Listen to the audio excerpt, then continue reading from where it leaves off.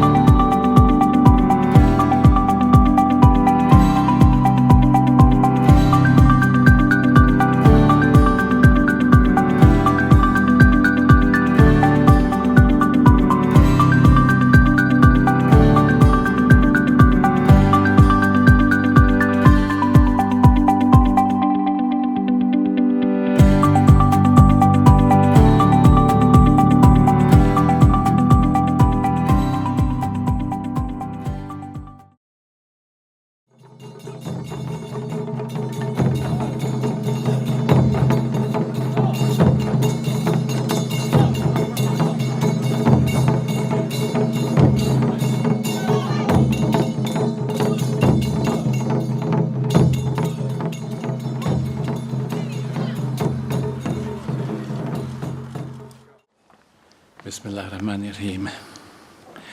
Prime Minister Harper, Your Highness, my brother,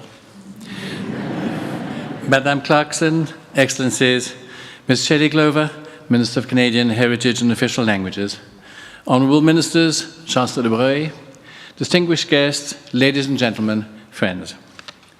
What a pleasure it is to welcome you to this exceptional place on this most special day. Exceptional because we are inaugurating today not one, but two new and unique buildings, facing each other across a new and unique park, two utterly unusual pieces of architecture, housing surprising reflections of beauty. This is also a special moment because of the special role that we expect the Aga Khan Museum to play as a gateway into the history and artistic traditions of the Muslim world, nearly a fifth of humanity, and for those non-Muslims and even Muslims who wish better to understand that world. The Aga Khan Museum will play this role at a time when such a gateway is profoundly needed. All across the planet, political and economic developments, the forces of globalization are connecting Muslim and non-Muslim societies ever more intimately, and yet, at the same time, misunderstandings between those worlds are becoming an increasingly dangerous threat.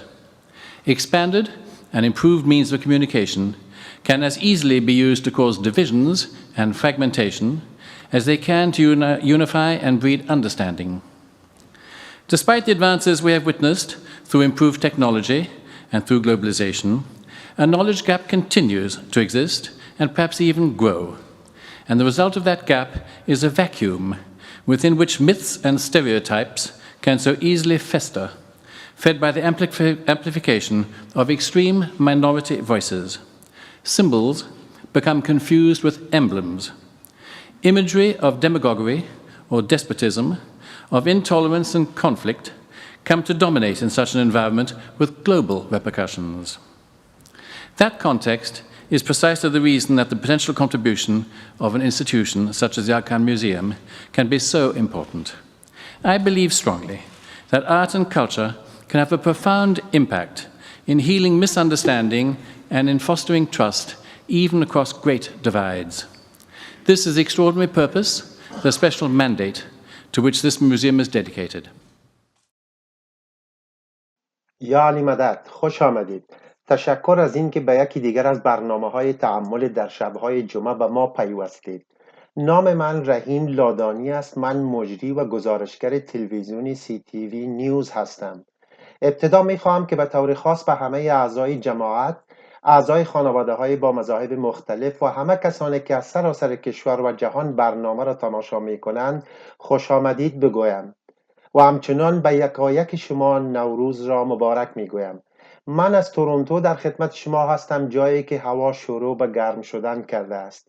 بیشتر برف‌ها آب شده است و احساس می‌شود که در شروع یک تغییر هستیم. با این حال آرایشگاه هنوز باز نشده است. میدانم در حال فکر کردن هستید که چه روزی بر سر موهای من آمده است. من 6 ماه است که موهای خود را اصلاح نکردم. ببخشید، به حاشیه رفتم. میدانم برخی از شما در خانه هستید و فرصت داشته اید که واکسین دریافت کنید. پدر بزرگ و مادر بزرگ من نیز واکسین زدند و باید بگویم که آن یک لحظه افتخارآمیز برای من بود. زیرا به این فکر کردم که آنها در مدت واگیری چقدر مقاومت کردند. از یاد گرفتن استفاده آیپد تا استفاده زوم و حتی اینکه چگونه دکمه بی صدا را استفاده کنند تا دیگران صحبت‌های آنها را نشنوند. حالا که در انتهای قرنطین رسیده ایم و امید به برگشت به حالت عادی بیشتر شده است و حداقل بخشی از مؤسسات دوباره شروع به فعالیت کردند، من در مورد جاهای فکر می کنم و بی‌صبرانه منتظرم که بعد از محدودیت ها باز شود. یکی از آن جایها موزیم آقا خان است. پروگرام امشب نه تنها اشتهای شما را برای اینکه چه زمانی می توانیم به حالت عادی برگردیم باز می کند، بلکه برخی تغییرات را که موزیم با توجه به کووید انجام داده است و امکانی آن را فراهم نموده است تا افراد بیشتر در سراسر کشور و جهان بتوانند از آن بازدید کنند. در برنامه امشب ابتدا با دکتر آلریکا الخمیس، سرپرست موقت و مدیر عامل موزیم آقا خان، در مورد فعالیت موزیم چالش هایی که همه‌گیری ایجاد کرده است و مسیر آینده آن صحبت خواهیم کرد. بعد از آن بخش های خاصی خواهیم داشت که ببینیم در حال حاضر در موزیم چه میگذرد، از جمله در نمایشگاه ریماسترد بهار اینجاست در پارک آقاخان و اطلاعاتی هم درباره فروشگاه فروش هدیه های موزیم آقاخان. حالا که شب جمعه است و بعدتر سرگرمی هایی هم خواهیم داشت. قصد داریم یک بازی انجام دهیم و دانش خود را در مورد موزیم آقاخان با بازی کاهوت که مورد پسند خانواده هاست محک بزنیم. امشب باز هم بحث کویت را پیگیری می کنیم و آن بخشی است که نگاه دقیقتری به مقایسه واکسین ها می اندازیم که لزوما کار ساده ای نیست. سپس برنامه را با یک پارچه موسیقی از کنسرتی که در موزیم آقاخان قبل از همهگیری جهانی اجرا شده بود به پایان میبریم. پس چایتان را با شیرینی هایی که از نوروز باقی مانده آماده کنید تا با هم به دکتر آلریکا الخمیس سرپرست موقت و مدیر عامل موزیم آقاخان خیر مقدم بگوییم. اما قبل از همه میخواهیم با پیام عالی جناب آدرین کلارکسون 26مین فرماندار کل کانادا شروع کنیم. خانم کلارکسون در این کلیپ کوتاه با فصاحت این مطلب را بیان می کند که چرا مهم است خود و سنت هایی را که ممکن است متعلق به ما نباشد ارج بگذاریم. What the Aga Khan Museum is able to do for us is to give us this feeling that we are anchored in something that is a different tradition and one which can enrich us in a much different way than what we are used to. And that's what the meaning of having a museum like this, really in the center of this very populous region of Canada, means. This museum contributes to understanding, and understanding contributes to dialogue, and dialogue contributes to peace. As long as people are talking, they aren't fighting, and that's what this place has been able to do.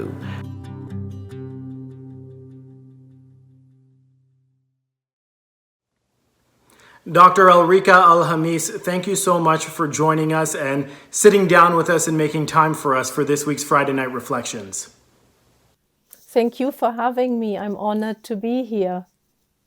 So the topic and the focus of tonight's show is to better understand the Aga Khan Museum, what it's all about, what it represents, and also how it's adapting as we move through and inshallah, hopefully soon, come out of the global pandemic. And so I wanted to start by talking about when the museum was built. If I can take you back to September 2014, nearly 7 years ago when the doors first opened, what was the vision for the museum? Why was a museum built?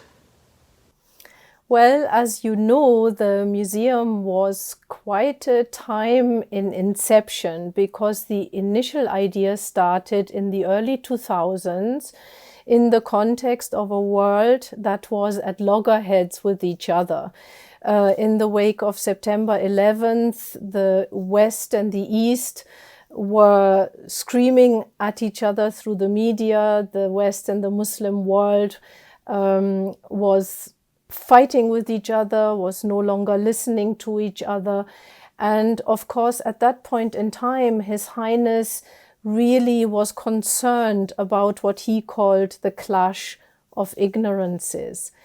And it was in that context that the idea for the museum was born as an extension to the ICT and of course also incorporating an idea for the Aga Khan Park to link the two projects. And the vision for the museum was to really create a hub where people could come and learn with each other, about each other, through the medium of Muslim arts and culture. Because at that time, when people were not listening to each other and the existential conflict between two civilizations was gathering pace, art was the most perfect medium to actually bring people together. And interestingly enough, today, where we are living through another existential conflict and another existential crisis globally, the arts have again proven to be the place where people seek solace, where they seek hope and inspiration, and where the museum therefore has a renewed role to play to offer new conversations, new horizons, and solutions through the arts. It's interesting that you blend the themes from nearly 7 years ago to where we are today. And I think there's a common thread over there, but as time goes on, it's natural for things to evolve. And we're going through our own crisis right now, but even outside of the global pandemic, as time evolves, we're forced to evolve with it. And so I'm curious, because as your position as CEO and interim director of the museum, from your perspective, what's changed in that vision? I understand what's been the same, but what's changed in that vision to adapt to where we are in a society today? Well, ironically, the most recent crisis has given us an unprecedented opportunity to consider taking the mandate globally.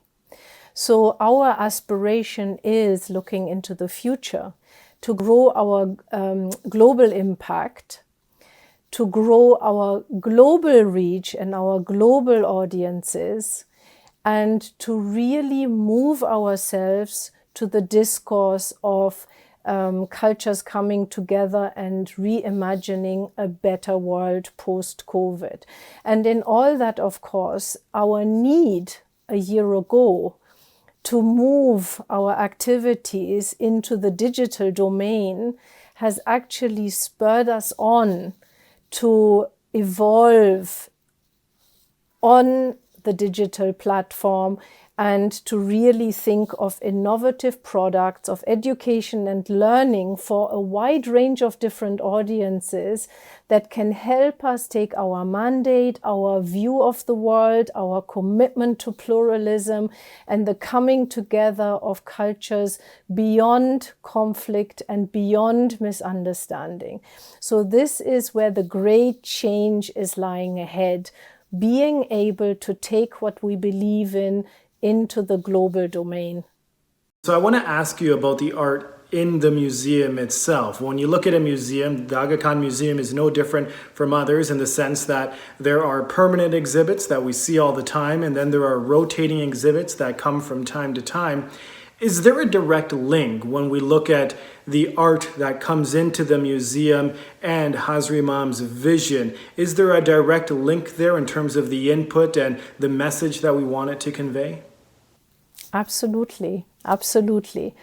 And because of his mandate and his support and encouragement for doing things differently through the arts, there are so many stories surrounding our objects that allow us to talk about pluralism and the coming together of collections and cultures.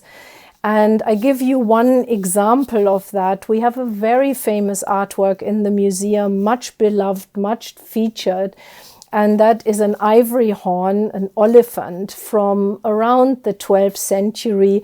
And the scholars are still fighting whether it was carved in southern Italy or in Egypt or in Sicily. But never mind, it's made out of an elephant horn. And this elephant horn would originally have come from sub-Saharan Africa, perhaps from regions around Mali or from a big important trading town called Kumbe Saleh, which is now in Mauritania. And it would have been non-Muslim African hunters that would have poached these ivory horns. And of course, today this is a very difficult subject. But in those days, ivory was a luxury commodity. And it would have been Arab and Berber traders that would have then brought it from sub-Saharan Africa to the Mediterranean coast.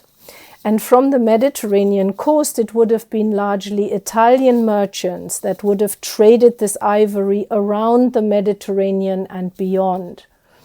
Now, wherever the ivory went and wherever it was decorated, in those days, in the late 11th, early 12th century, the master carvers would have been Christians, not Muslims.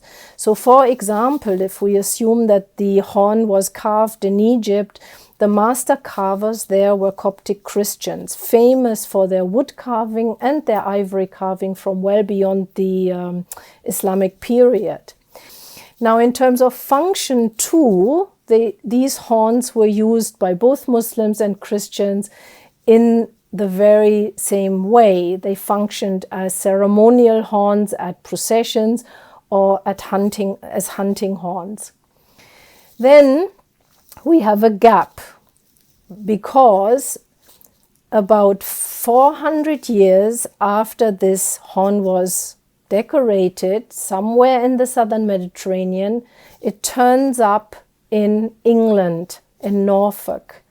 It turns up at the wedding of an aristocratic couple, Sir John Hare and his bride Elizabeth of Coventry.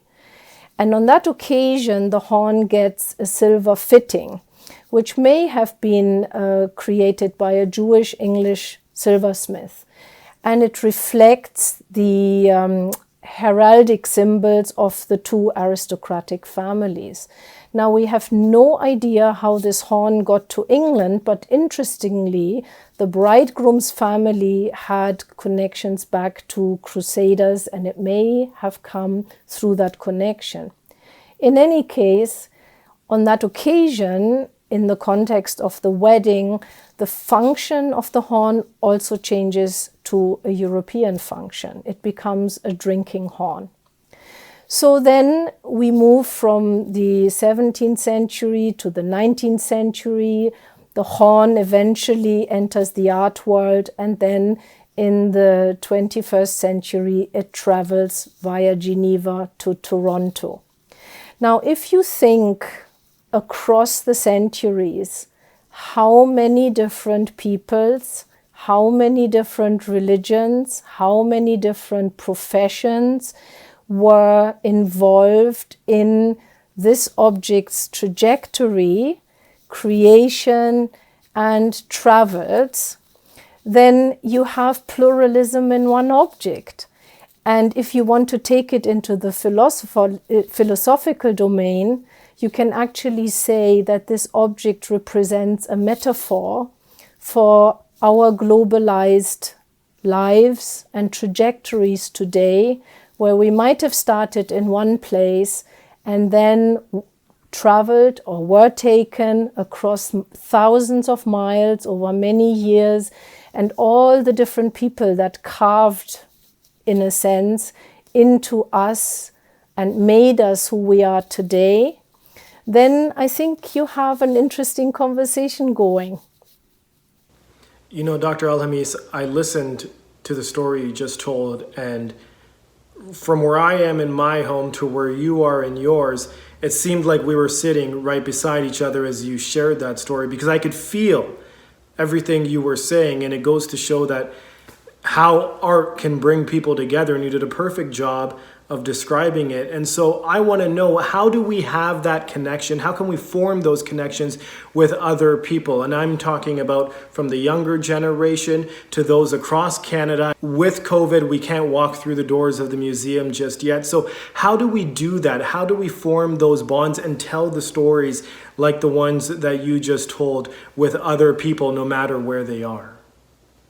Well, at the moment, of course, we have a wonderful museum without walls where we feature educational resources, educational events. We have global conversations between artists. We have online performances. The other day, we had a world premiere of digital artwork by Radha Chadha. And she is talking as a microbiologist and an artist, and how COVID has actually affected us on the micro human, natural and universal level. So there are many, many moments where conversation starters are available online. And we also have our online collection, of course. So many entry points. But in general, if you think about it, if something inspires you, then just tell others and say, hey, did you see this? Isn't that amazing? And once we are back in the museum, if you stand with a fellow human being in front of one of our showcases, why don't you just reach out and look at that person and say, isn't that beautiful? And the conversation will start from that. I bet you, no problem. I couldn't agree more. Just saying two simple words, like a few words, like "isn't that beautiful?"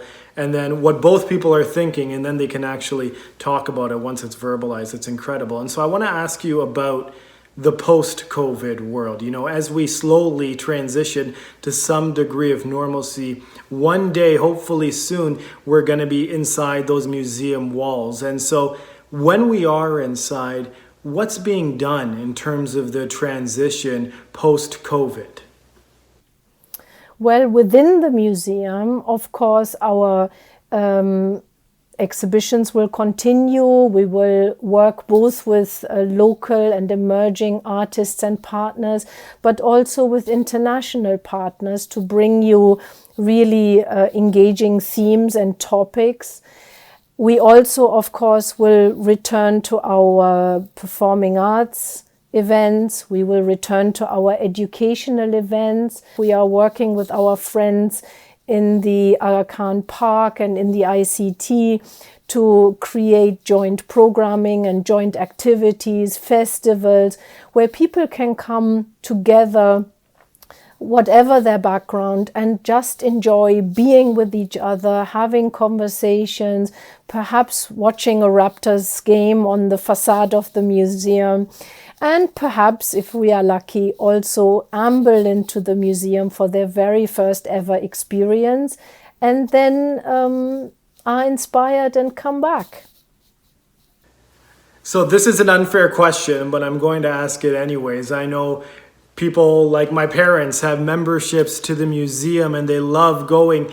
Any indication of when things will open up so that people can go back in some form, even if it's not to the full scale that we want? Well, you have to ask the government about that, I'm afraid. I don't have a crystal ball, but I can tell you one thing, that we are ready for reopening. We talk about it every single day. And I can also tell you that our arms will be open to our visitors before our doors. We cannot wait to have you all back, to fill our museum with the warmth and the welcome and the feeling of harmony and inclusivity that we want to give everyone who walks through the doors. So I'm hoping as soon as possible, because digital is all fair and well, and I have sung its praises, but ultimately human connection can only really be successful in the long run in the physical world.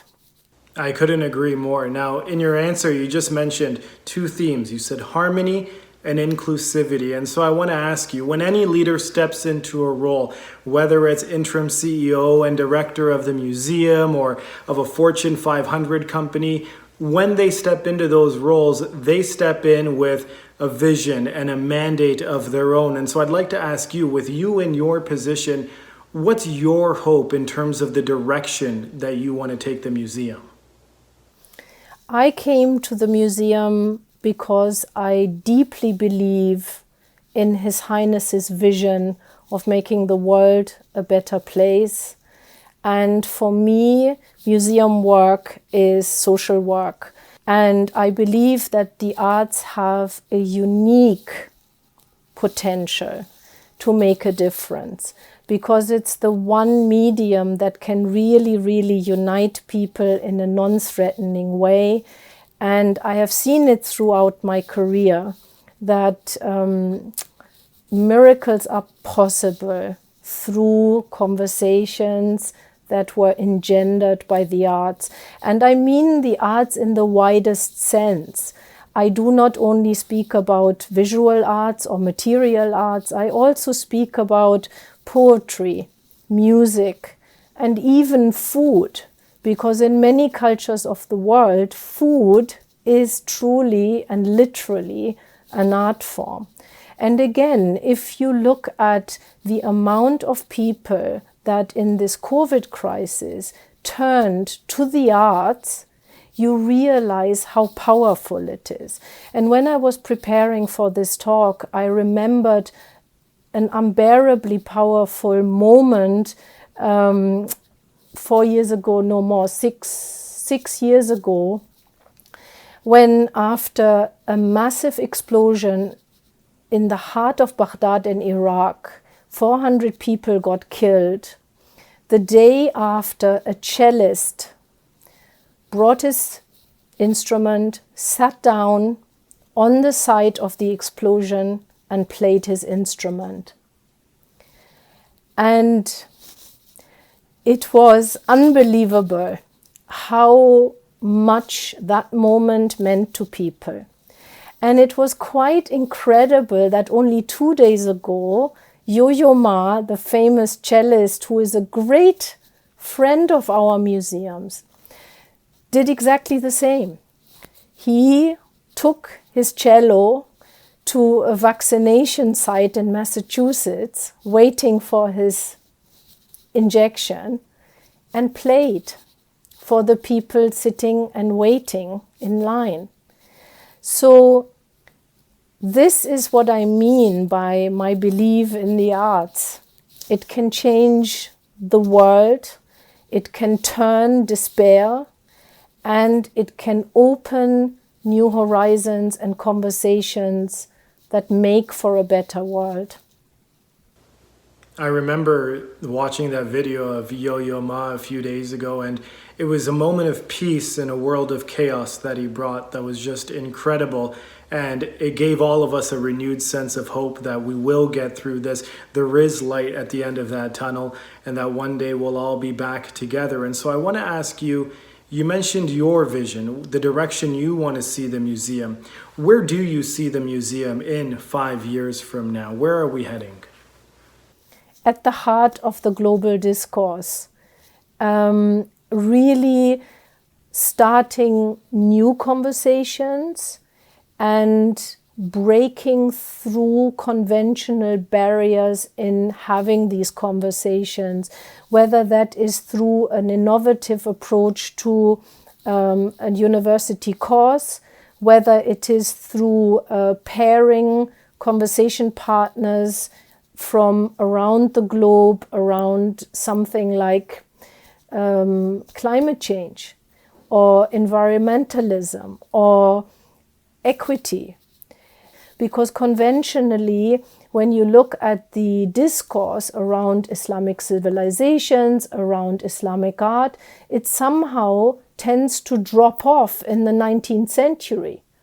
And the image that people still have is that Muslims were great ones, and there's often talk about the golden age of Islam, but there's no recognition of the fact that Muslims all over the globe are still making very crucial contributions to the evolution and the positive development of world cultures today. And that is something where a lot of work has to be done and where we are trying really hard to connect the historical with the contemporary, be it through our exhibitions, be it through our living arts projects and initiatives, or be it through our education programs and our conversations. A couple things you mentioned there was that there's more of a focus on tackling issues like climate change, equity.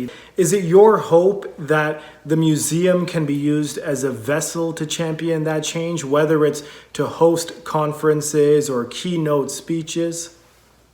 Absolutely, absolutely. And again, in a unique way. I give you a concrete example. I have been having conversations around the possibility of developing a university module or course between the Water Institute at the University of Waterloo and our museum. And the rationale here is that you can use artifacts to talk about the way that humanity has traditionally used water, has respected water, has appreciated the spiritual and cultural significance of water. And that what is happening now is, in a sense, a loss of that respect. So talking about the challenges of water around the world today, you can use Muslim arts and cultures as a case study to talk about how important it is to recognize these elements around use and perusal of water today. So that is what I mean by coming up with innovative themes that go beyond the Islamic art discourse, that go beyond the conventional ways of looking even at Islamic history, but to always look consistently for a connection between your artwork or your exhibition or your program and what is actually going on in the world today. I also have a dream that our museum one day could be an active tool of cultural diplomacy, where our mandate and our collections become tools of conversation in areas where we are active through other agencies in the network, where we then complement what our partners or our family, as I always call it, is working through education or social or economic development. We come in driving home the same convictions and the same aspirations, but using arts and culture as the vehicle. That is the dream I have. Dr. Al-Hamis, I think that's the perfect note to end on, so we'll end it right there. Thank you so much for your time. It's been a pleasure chatting with you. دکتر الخمیس، از اینکه وقت و اطلاعات خود را در اختیار ما قرار دادید متشکریم. واقعاً که به زیبایی هنر را با داستانی که هنر خود گویایان است توضیح دادید. و حالا که می‌دانیم که موزیم در کدام مسیر قرار دارد، چه برنامه‌هایی را می‌توان انتظار داشت؟ آیا نمایشگاهی کنونی ریماسترد در سراسر کشور در دسترس است؟ کافی است که به لینک remastered.agakhan.org داخل شوید. برای اطلاعات بیشتر در مورد این نمایشگاه، ما در اینجا دکتر مایکل شانیا مسئول موزیم را با خود داریم.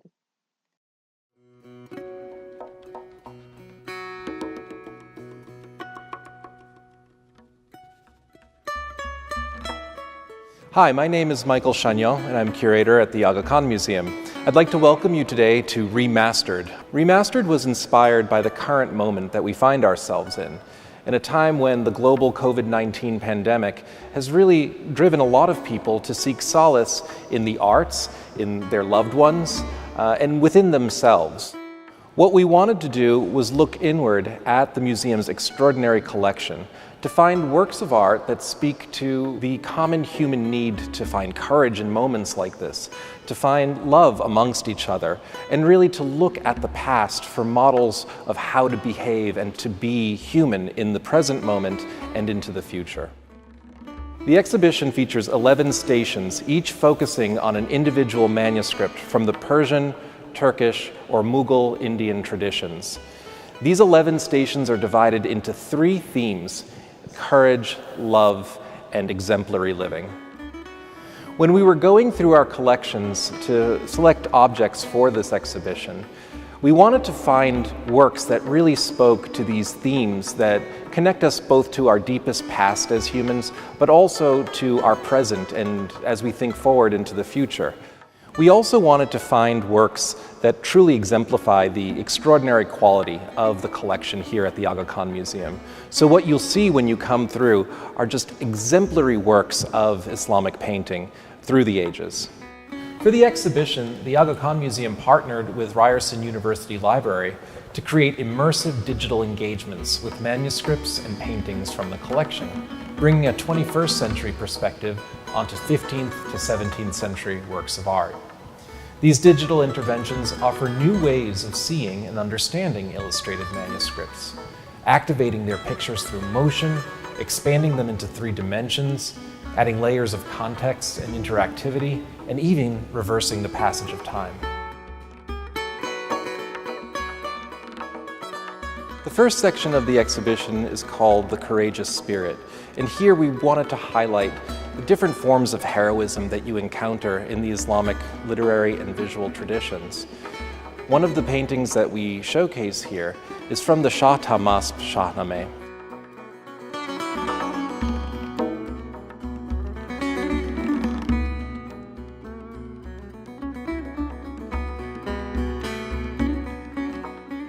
One of the ways that many of us have come through this crisis is by finding solace in loved ones. Love in its many guises has been one of the most enduring preoccupations in human history. The Islamic world's literary and artistic traditions have explored the theme of love with great emotional depth and great ingenuity. The second section of the exhibition focuses on this theme of love, of our connection to one another, in both its pains and its pleasures. When we find ourselves confronted by difficult tasks or decisions, we can sometimes look to the wisdom of the past and seek answers. This section of the exhibition features illustrated manuscripts of advice literature, whether they're fables or Mirrors for Princes, which is a literary genre that provides advice for wise rulership to burgeoning young leaders. The lessons transmitted in these manuscripts remain relevant today, when ethical behavior, good governance, and illuminating insights can help us navigate world-shaping challenges. Some of the paintings have been animated, where we activate these illustrations to create a visually dynamic effect. It's comparable to the viewing experience of these lustrous paintings by flickering candlelight centuries ago. Several of the paintings on view have been translated from 2 dimensions into 3 dimensions using holographic displays. This enhances our comprehension of the spatial logic in Persian, Ottoman, and Mughal painting. Lastly, we worked with our partners at Ryerson University Library to digitally restore damaged works of art to approximate how these illustrations looked when they were originally completed. I think this exhibition has a little bit of something for everybody. If you miss a traditional museum experience because you've been isolated at home during the COVID crisis, this is definitely an exhibition for you. We've put on view some of the greatest masterpieces in the Aga Khan Museum collection, and you really have an immersive experience and a unique experience with these works of art. If you're interested in digital technology on the cutting edge, the 4 intervention types that we offer here will really grab you and bring these works of art to life.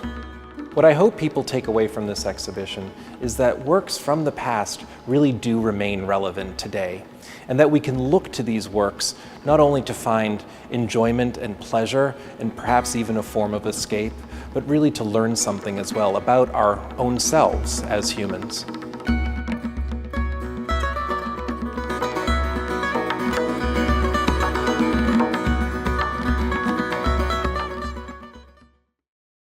متشکرم. من از آن نمایشگاه خوشم میاد. به نظرم خیلی جالب است، زیرا شما می توانید قطعات باستانی هنر را احیا کنید. اکنون همانطور که اشاره کردم شما لازم نیست که در تورنتو باشید تا این نمایشگاه را ببینید. فقط به remasteredagakhan.org مراجعه کنید تا به صورت مجازی این نمایشگاه عالی را تماشا کنید. و برای کسانی که در تورنتو هستند، پارک آقا خان نمایشگاه بهار اینجاست را تا 25 اپریل 2021 ادامه می‌دهد. این نمایشگاه مجموعه متشکل از 5 جایگاه با 20 صفحه رنگارنگ است و نشان می‌دهد که رسوم بهاری از کجا آمده و چگونه شکل گرفته است. پس آماده باشید و از این نمایشگاه بی‌نظیر لذت ببرید.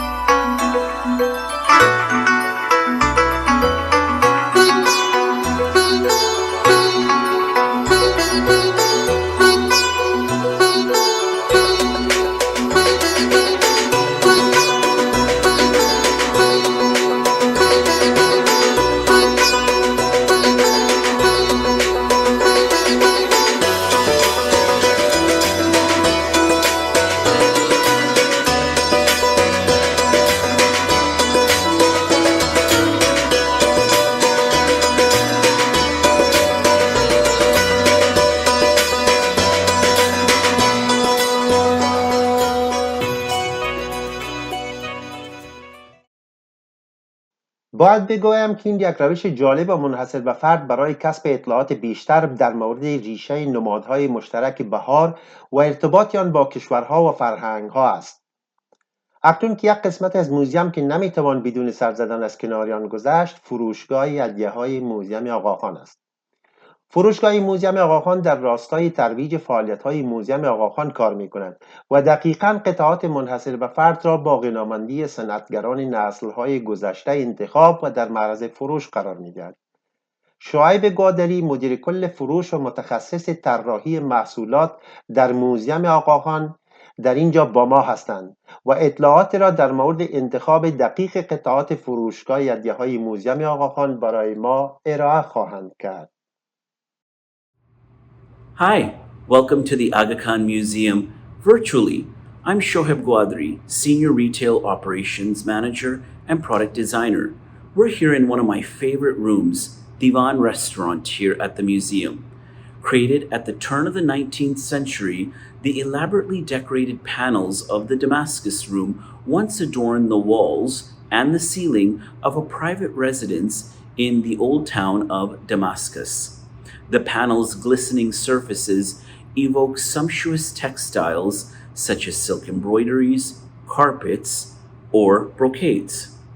The beauty of these panels are very similar to the many products on offer within the museum shop, a destination for unique, one-of-a-kind art pieces for your home or gifting, all inspired by the museum's permanent collection and traveling exhibitions. One of my favorite pieces in the shop is this beautiful Iznik vase inspired by the ceramics within our own Bellarive room. This was handmade by an artist named Selahattin Tek, based out of Istanbul, Turkey. He has taken inspiration from the Aga Khan collection and has used fifth generations old techniques in creating these designs. He truly makes it a family affair where his wife will actually stencil the designs. Selahattin himself will go back and paint these beautiful decadent colors, and his two boys will then fire up these unique one-of-a-kind pieces, being ever so careful about how long they stay within the kiln. The museum shop is special because we support over 250 artists across 25 countries, ensuring that their livelihoods are protected and that their craft abilities are celebrated for future generations.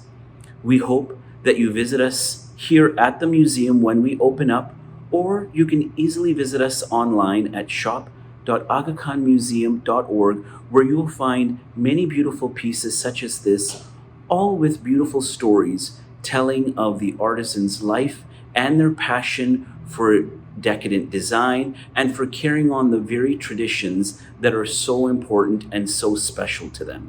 Thank you and have a lovely night. تشکر شعیب. از اطلاعات و دسترسی مستقیم به این قطعات زیبا سراسر جهان اسلام و فراتر از آن که در اختیار ما قرار دادید. خیلی خوب. من پیشتر قول دادم که یک بازی هم در برنامه داریم و حالا وقت آن است که دانش خود را درباره موزیم آقاخان با مسابقه محبوب کاهوت مورد آزمایش قرار دهیم و امیدوارم برایتان جالب باشد. To participate in tonight's Kahoot quiz, simply open the Kahoot app or visit kahoot.it and enter the game pin shown on your screen.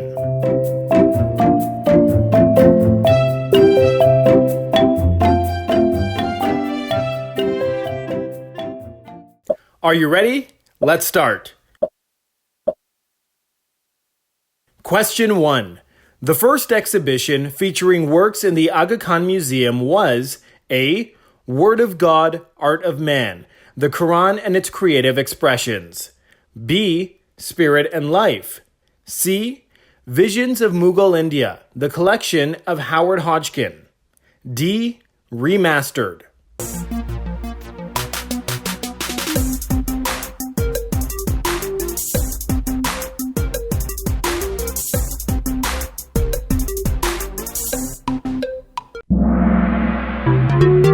The correct answer is Spirit and Life.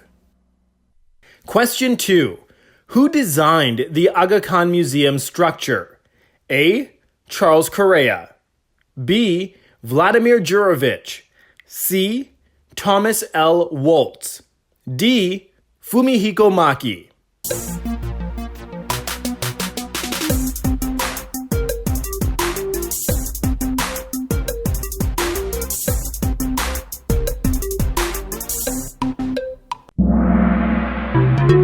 The correct answer is Fumihiko Maki.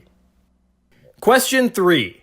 The Aga Khan Museum is the first museum dedicated to the arts of Islamic civilizations in A. the world, B. the West, C. North America, or D. the North.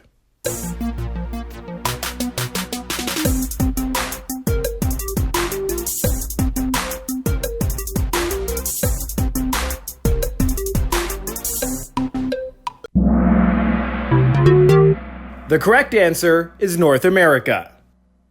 Question 4. The newest addition to the permanent collection of the museum is A. a blue Quran featuring Arabic and a Kufic script in gold ink. B. Kumbi Saleh, a 30-foot squared sculpture made of 100,000 black Legos. Ooh, that sounds cool. C. A planispheric astrolabe with inscriptions in Arabic, Latin, and Hebrew. Or D. An Inzik dish with blue lion and tulips.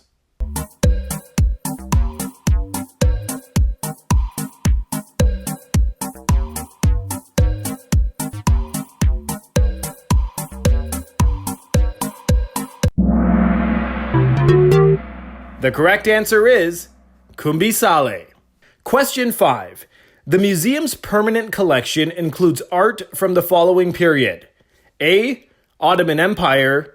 B. Mughal Empire. C. Fatimid Empire. Or D. All of the above.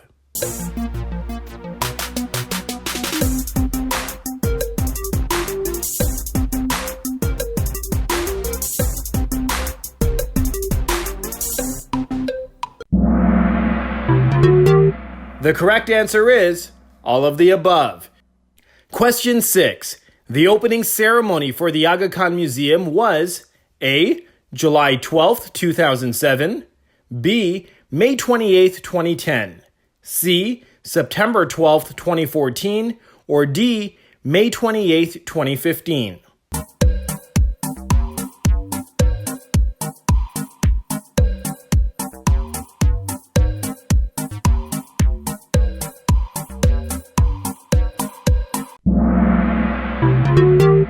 The correct answer is September 12th, 2014.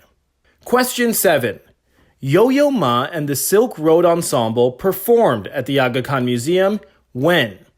A. September 2014, B. September 2015, C. September 2016, or D. June 2020.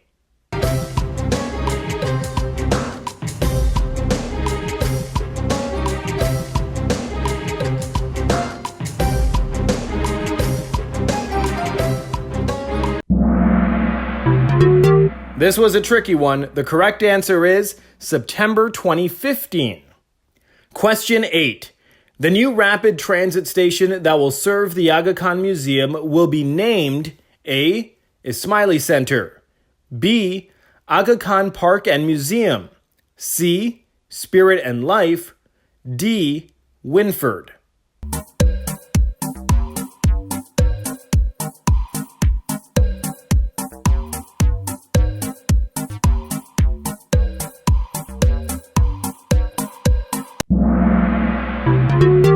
The correct answer is Aga Khan Park and Museum. Question 9. This is a past temporary exhibition at the Aga Khan Museum. A. The World of the Fatimids. B. The Moon, A Voyage Through Time. C. Caravans of Gold, Fragments in Time. D. All of the above.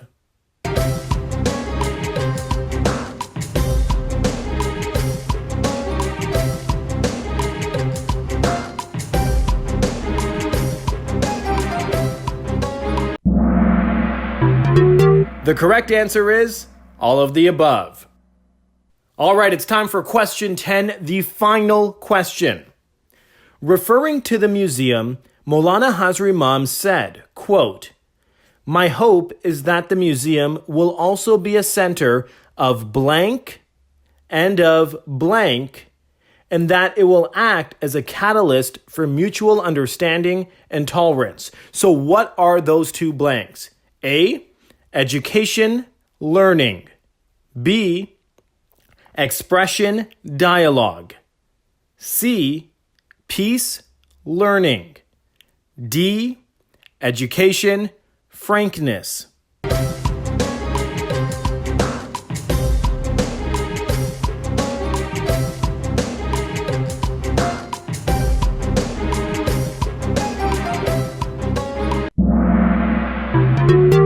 The correct answer is education and learning. بسیار خوب. من ممکن است همه سوالات را به درستی دریافت نکرده باشم و یا احتمالاً برخی از کلمات را اشتباه تلفظ کرده باشم و از این بابت معذرت می‌خواهم. اما آنچه مهم است این که من بالاترین امتیاز را در برابر خانواده‌ام کسب کردم. چون من اینجا تنها هستم. شما چطور انجام دادید؟ و حالا امشب در این بخش برنامه به بحث کووید میپردازیم. این بخش به ما کمک میکند تا بدانیم که چرا مقایسه واکسین های مختلف کار آسانی نیست.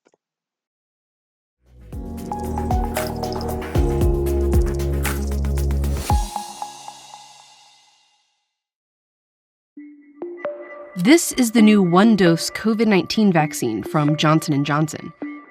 In early March, more than 6,000 doses were supposed to be shipped to the city of Detroit, Michigan. But the mayor said, no thanks. Moderna and Pfizer are the best, and I am going to do everything I can to make sure the residents of the city of Detroit get the best. He was referring to these numbers, the vaccine's efficacy rates. The vaccines from Pfizer-BioNTech and Moderna have super high efficacy rates, 95 and 94%. But Johnson & Johnson, just 66. And if you only look at these numbers, it's natural to think that these vaccines are worse than these. But that assumption is wrong. These numbers are arguably not even the most important measure of how effective these vaccines are. To understand what is, you first have to understand what vaccines are even supposed to do. A vaccine's efficacy rate is calculated in large clinical trials, when the vaccine is tested on tens of thousands of people. Those people are broken into two groups. Half get the vaccine and half get a placebo. Then they're sent out to live their lives while scientists monitor whether or not they get COVID-19 over several months. In the trial for Pfizer-BioNTech, for example, there were 43,000 participants. In the end, 170 people were infected with COVID-19. And how those people fall into each of these groups determines a vaccine's efficacy. If the 170 were evenly split, that would mean you're just as likely to get sick with the vaccine as without it. So it would have a 0% efficacy. If all 170 were in the placebo group and 0 people who got the vaccine were sick, the vaccine would have an efficacy of 100%. With this particular trial, there were 162 in the placebo group and just 8 in the vaccine group. It means those who had the vaccine were 95% less likely to get COVID-19. The vaccine had a 95% efficacy. Now, this doesn't mean if 100 people are vaccinated, 5 of them will get sick. Instead, that 95% number applies to the individual. So each vaccinated person is 95% less likely than a person without a vaccine to get sick each time they're exposed to COVID-19. And every vaccine's efficacy rate is calculated in the same way. But each vaccine's trial might be done in very different circumstances. So one of the biggest considerations here when we look at these numbers is the timing in which these clinical trials were performed. This is the number of daily COVID-19 cases in the US since the pandemic began. The Moderna trial was done completely in the US, here in the summer. The Pfizer-BioNTech trial was primarily based in the US too, and at the same time. Johnson & Johnson, however, held their US trial at this time, when there were more opportunities for participants to be exposed to infections. And most of their trial took place in other countries, primarily South Africa and Brazil. And in these other countries, not only were case rates high, but the virus itself was different. The trials took place as variants of COVID-19 emerged and became dominant infections in these countries, variants that are more likely to get participants sick. In South Africa, most of the cases in the Johnson & Johnson trial were that of the variant, not the original strain that was in the US over the summer. And despite that, it still significantly reduced infections. If you're trying to make one-to-one, head-to-head comparisons between vaccines, they need to have been studied in the same trial with the same inclusion criteria in the same parts of the world at the same time. If we were to take Pfizer and Moderna's vaccine and redo their clinical trial at the same time that we did J&J's clinical trial, we might see quite different efficacy numbers for those. These efficacy numbers really just tell you what happened in each vaccine's trial, not exactly what will happen in the real world. But many experts argue this isn't even the best number to judge a vaccine by anyway, because preventing any infection at all is not always the point of a vaccine. The goal of a vaccine program for COVID-19 is not necessarily to get to COVID-0, but it's to tame this virus, to defang it, to remove its ability to cause serious disease, hospitalization, and death. It helps to look at the different outcomes of an exposure to COVID-19 like this. The best case scenario is you don't get sick at all. The worst case is death. In between, there's being hospitalized, severe to moderate symptoms, or having no symptoms at all. In the absolute best circumstances, vaccines give you protection all the way to here. But realistically, that isn't the main objective of COVID-19 vaccines. The real purpose is to give your body enough protection to cover these possibilities. So if you do get an infection, it feels more like a cold than something you'd be hospitalized for. And this is one thing that every one of these COVID-19 vaccines do well. In all these trials, while some people in the placebo groups were hospitalized or even died from COVID-19, not one fully vaccinated person in any of these trials was hospitalized or died from COVID-19. One thing that I wish that Mayor would have understood was that all 3 vaccines have essentially 100% effectiveness in protecting from death. The mayor of Detroit did backtrack and said he'd start taking Johnson & Johnson doses because it's still highly effective against what we care about most. Efficacy matters, but it doesn't matter the most. The question isn't which vaccine will protect you from any COVID infection, but which one will keep you alive or out of the hospital? Which one will help end the pandemic? And that's any of them. The best vaccine right now for you is the one that you're offered. With each shot that goes in someone's arm, we get closer to the end of this pandemic.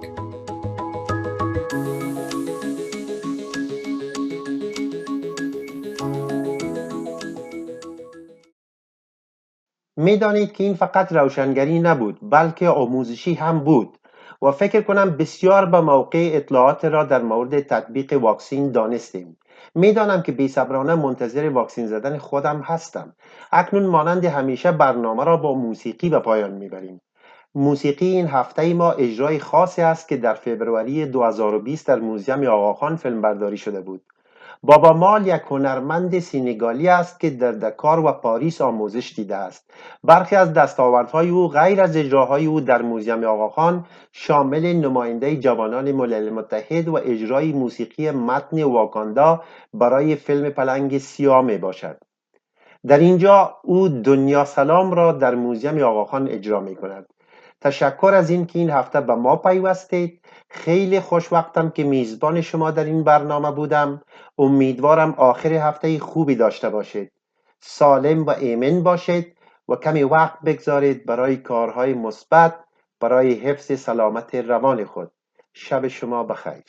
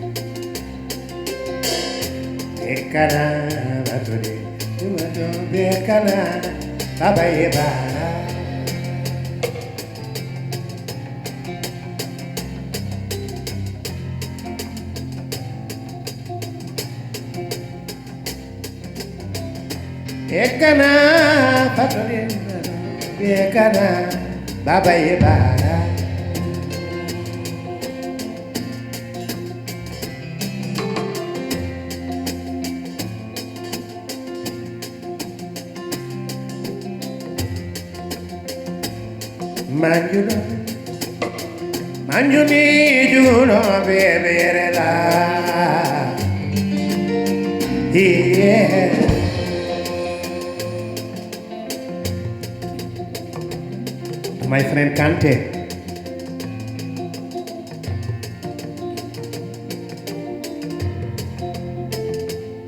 Man, you love. Man, you need you, baby, la. Yeah.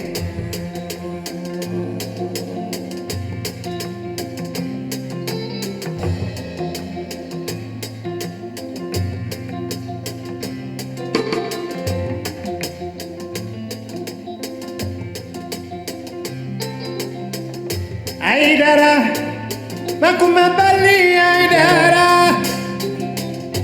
Aidara, makuma bali Aidara, makono ala nole Aidara, makono ala nole Aidara, kele.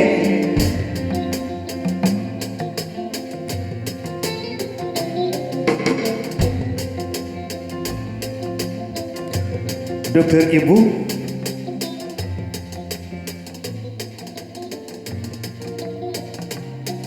and the Aga Khan Museum, we want to say to you, thank you very much.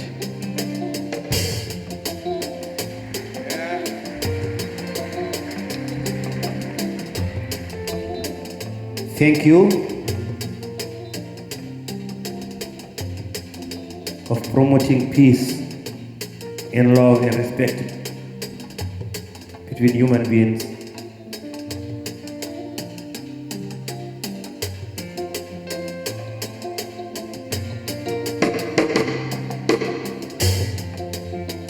This song talks about peace. If you want peace, you have to do everything that is going to bring peace to your life. And if you get it, you have to keep doing peace and to change peace into peace all the time.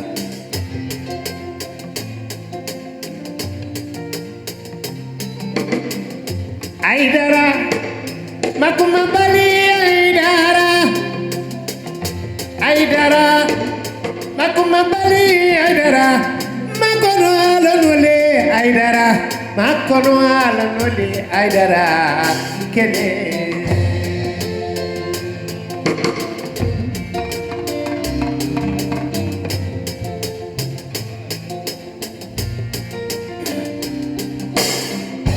Alimun dolomani, salimun dolomani, salimun jamfamani, alimun jamfa.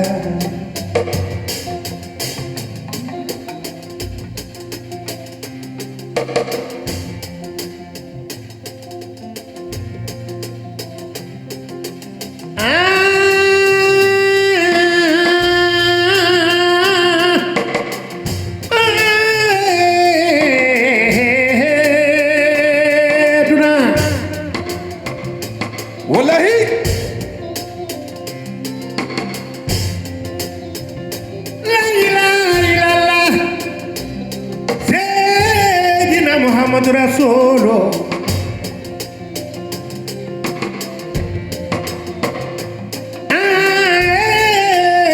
Kela Allah ko no beli me bani balle jalma Allah wajingan tampari wariya be men ko mawbe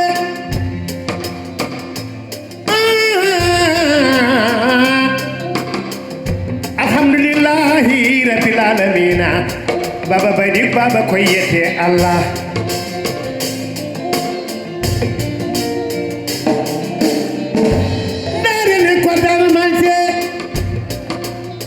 Elimanisre Torodo Samangari Jama Alhaji Jule Makai Medina Dogi Safa Odogi Marwa Wedi Makaje Jamra Rutiti Mamadina Jule Yanade Muhammadu Rasulullah